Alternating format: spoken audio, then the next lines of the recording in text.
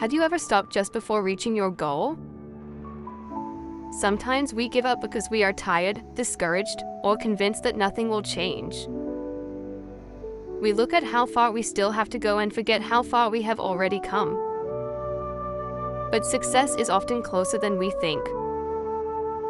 The difference between giving up and succeeding may be one more attempt, one more day, or simply one extra step. Today's story reminds us that when life becomes difficult, the moment you want to stop may be the moment you need to keep going.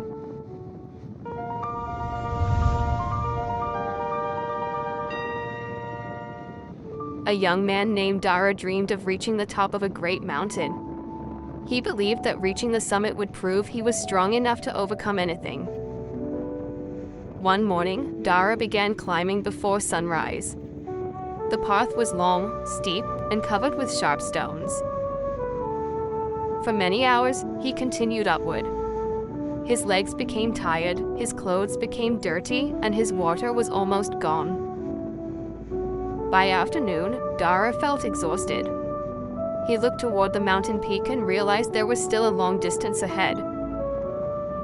He sat beside the path and said, "I cannot continue. I have already done enough."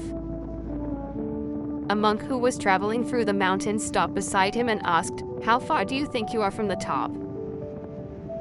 Dara looked upward and replied, "Too far. I don't think I can make it."